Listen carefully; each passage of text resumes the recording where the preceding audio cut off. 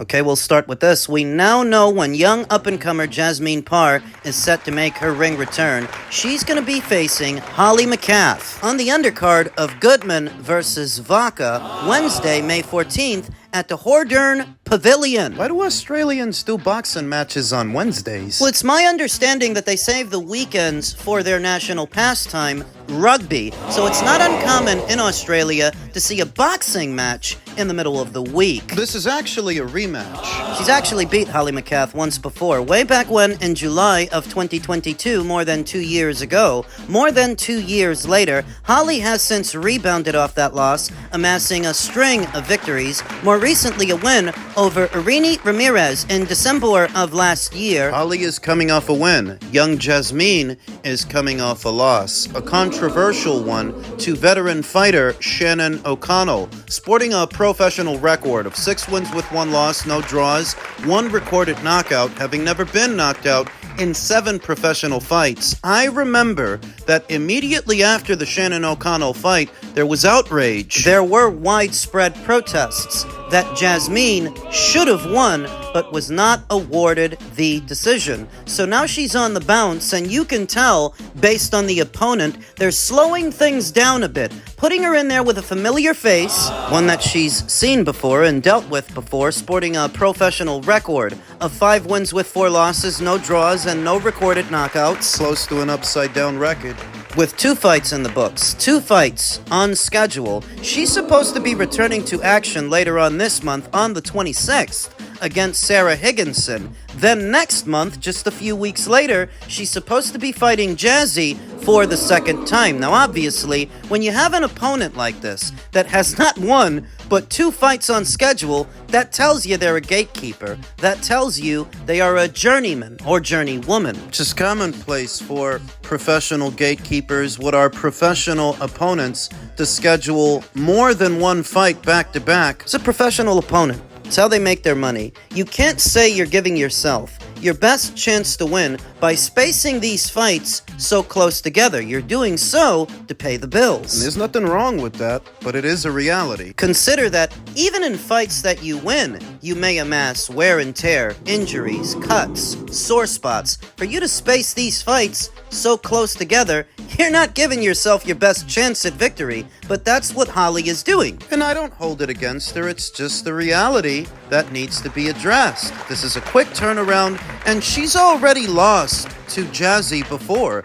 I anticipate she's going to lose to Jazzy again, en route to what could be a Shannon O'Connell rematch. A rematch for Jazzy. The first fight with Shannon O'Connell was fought at bantamweight, so I'm going to assume this rematch with Holly is somewhere around there, somewhere at bantamweight. That's 118 pounds. It's where Dina Thorsland currently reigns as a unified champion. Sharita Metcalf has the IBF, and Shernika Johnson has the WBA. That is where Jazzy fought Shannon O'Connell. That's where I anticipate she may face her again, so long as she can beat Holly. So long as she can beat Holly again. And I think she's going to, next month on the 14th. 22 years old. Having debuted as a professional at the tender age of 18 years old, she used to campaign as a super flyweight, but I'm not surprised to see that as she's getting older, she's filling out. She's at bantamweight now. A lot more work needs doing before she will be ready ready to challenge one of the reigning champions for an alphabet title. Best to stick to the domestic boxing scene for at least the next year or two before she sets her sights on world honors. Coming from a fighting family, her mother was a fighter, her father was a fighter, she is a fighter, and it helps that she's already fought in 10-rounders at least 2 times. Great ingredients. Great raw materials from Jasmine Parr. All she needs now is experience, and I anticipate that if she should fight Shannon O'Connell again in a rematch, she's gonna win. Men's super bantamweight news. Naoya Inoue thrilled to cap boxing's legendary weekend next week when Ryan Garcia, Teofimo, Devin, Canelo all return to action. Inoue alongside them. LA. Naoya Inoue fully grasps the significance of a Cinco de Mayo fight weekend in Vegas as he launches towards the teeth of his schedule. Returning to the United States to headline the traditional festivities ignites a campaign to elevate his standing as a global sports figure. Japan's undisputed super bantamweight champion will defend his belts against Texas's own Ramon Cardenas on May 4th at the T-Mobile Arena to cap a jam-packed boxing weekend that include cards headed by Ryan Garcia on May 2nd. In New York's Times Square, and Canelo Alvarez on May 3rd, in Saudi, Inoue in Vegas. Former unified super bantamweight champion Mudajan Akhmadaliev is awaiting Inoue in Saudi in September, and unbeaten bantamweight champion countryman Junto Nakatani due in December. Inoue has the sport's grandest stage to stamp himself as the world's best boxer. I don't know if I'll make it back to number 1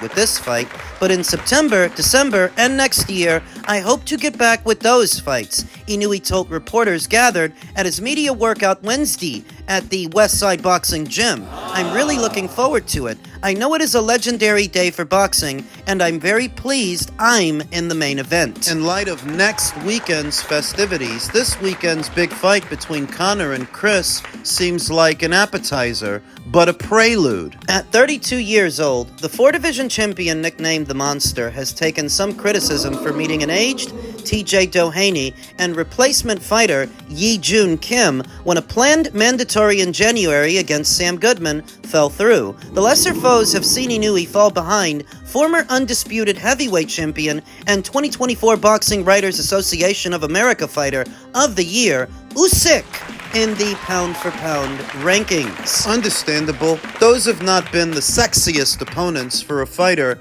of Inoue's caliber. And while Akhmadaliev's team has decreed the extended wait for their mandatory WBA title shot, Inoue's American promoter Todd Duboff at Top Rank quickly sprang to Inoue's defense, labeling Cardenas a 3rd consecutive soft touch is such an unfair indictment. Forget about the recent bouts. Are you looking at Inoue's 2023 TKO of champion Stephen Fulton, Duboff asked? It's not fair to point to Doheny, an injured mandatory, or Mexico's Alan David Picasso, who doesn't want to show up, leading to Cardenas. What is he getting at? That a lot of these guys that Inoue has ended up fighting are the byproduct of other fights that fell through. In many ways, better fights that fell through with more credible opponents, which you can hardly blame Inoue for. Sam Goodman's constant injuries.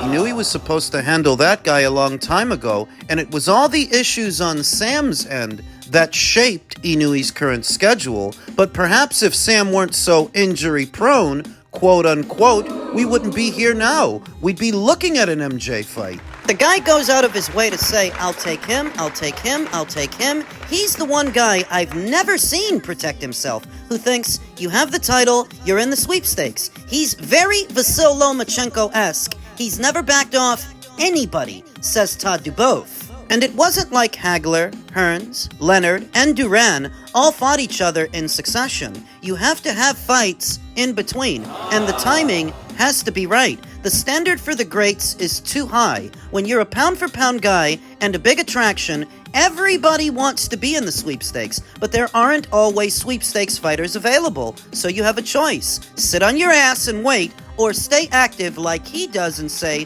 whoever wants to come in, I want to come to America. I want to expand my runway. Fight in Japan, Saudi Arabia, wherever it is. I'll take him. And when the next title fighter is available, I'm ready. I'd rather have him fighting than not fighting. The more you do something, the better you get at it.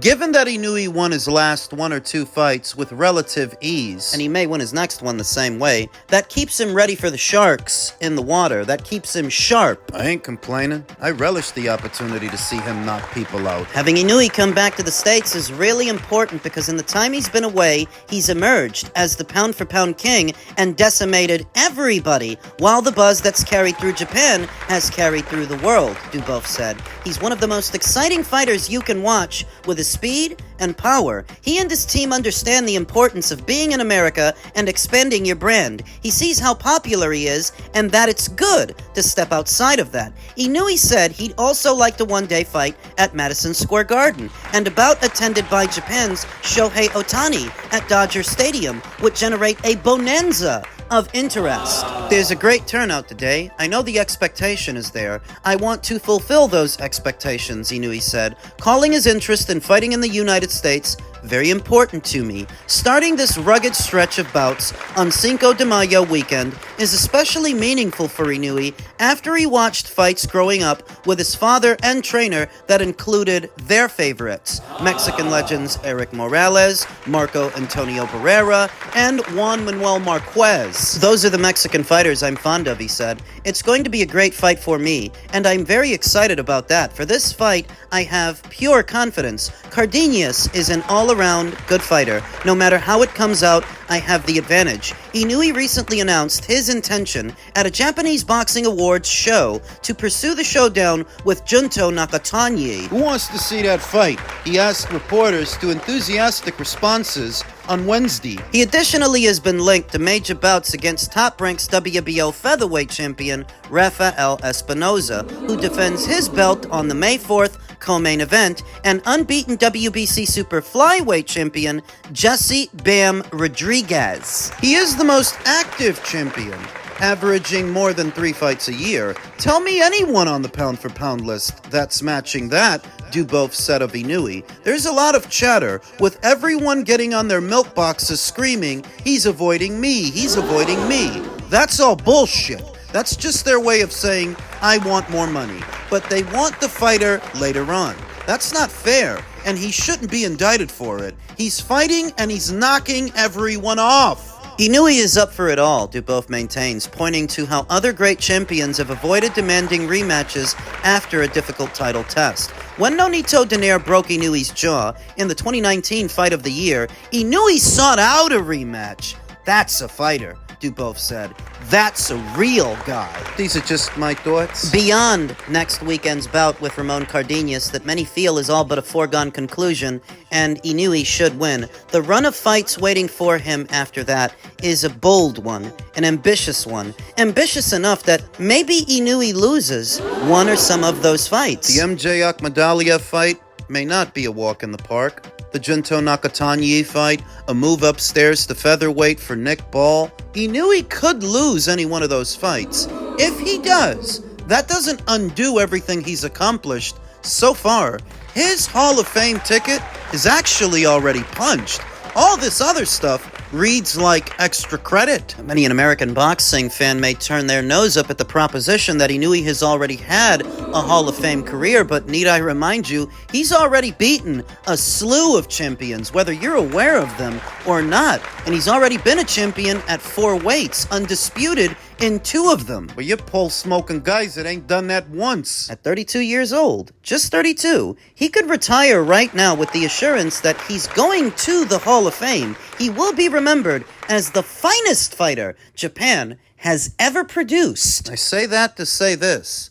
The fact that he's already done so much and made so much money, more money, I think, than any super bantamweight has ever made, that he's still out here, and he's still up for fights with guys like MJ, Junto. He's considering a move to a 5th weight class, a 5th division. It's not at all hyperbolic when Todd Dubov says that this is a real fighter. This is a real guy. And so often in boxing, it's those guys that suffer the crushing defeats, because they're brave, perhaps too brave for their own good, and they don't know how to quit while they're ahead. Makes me proud to be Japanese. But I'd have to be some kind of naive, wide-eyed optimist who's wet behind the ears to think that Inoue can run a gauntlet like that and come out unscathed. So if you didn't like Inoue's previous succession of fights in the last calendar year, the next one should satisfy what you want. You want danger, you want thrills and spills and intrigue, and you want quality opponents, high-caliber fighters.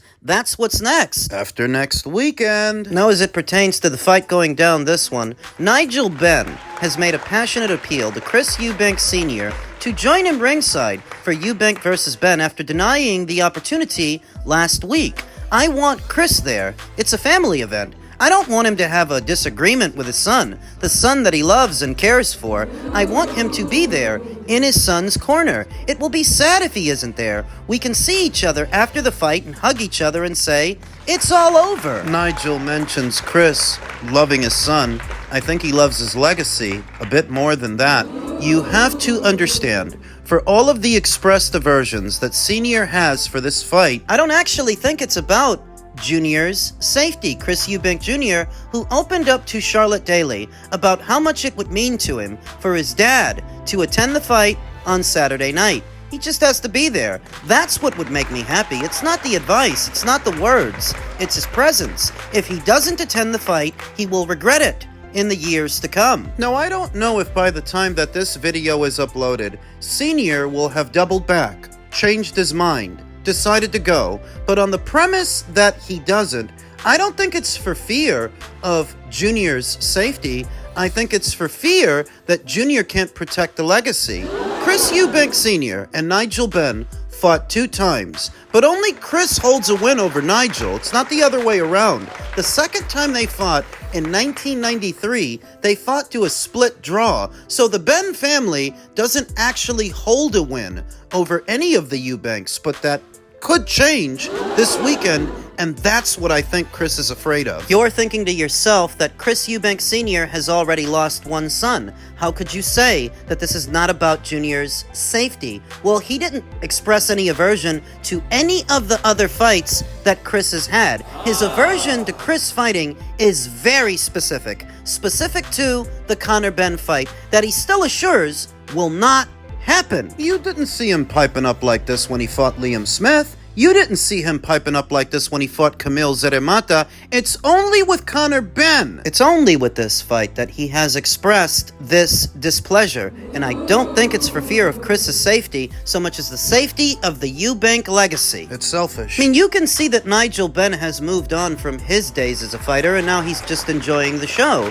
enjoying the family business. Why can't Senior do the same? If he doesn't go, it's selfish, because at minimum he knows that his son would like for him to be there. And isn't that the role of a parent? Putting the child first. I think to Senior, his legacy is more important than any moral support he can provide Junior. Doesn't want to now because Junior won't listen to him, and Senior doesn't trust Junior with the family legacy, so he is infuriated this fight is happening. To the point he won't support him. You ask me why he's not going? That's why. That's what's at the heart of the matter. And that's just selfish.